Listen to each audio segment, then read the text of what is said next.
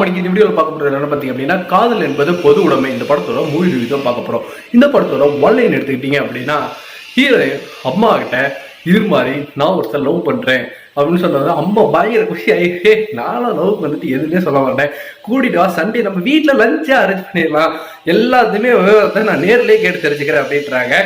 சரின்னு Sunday arrange பண்ணி ஒரு பையனும் ஒரு பொண்ணு வீட்டுக்கு வந்துருக்கிறாப்புல.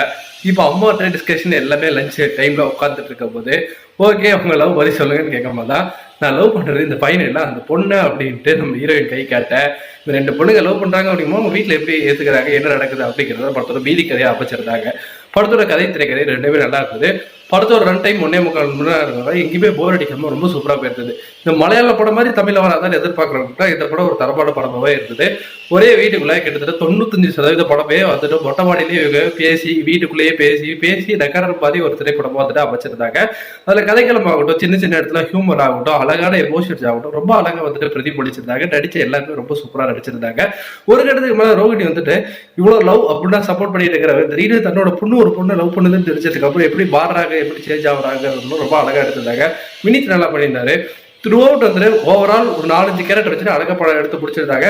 என்னை பொறுத்த வரைக்கும் இந்த ரெண்டு பொண்ணுங்க அந்த லவ் இருக்கு இல்லையா, அதை பற்றி இன்னும் கொஞ்சம் எஸ்டாப்ளிஷ் பண்ணிருக்கலாம் இருந்துச்சு. அது அப்படியே மாண்டேஜ் ஷார்ட்டா ஒரு பாட்டில் போட மாதிரி இருந்தது. இன்னும் கொஞ்சம் பிரீஃபா இருந்திருக்கலாம் அப்படின்னு என்னோட எண்ணமா இருந்தது. தாராளமா ஒன் டைம் பார்க்கலாம். நீங்க இந்த படம் பார்த்தீங்கன்னா உங்களுக்கு எப்படி போச்சு? நம்மளோட கம்பெனி சேர்த்து தட்டி விட்டுருக்கேன். நன்றி, வணக்கம்.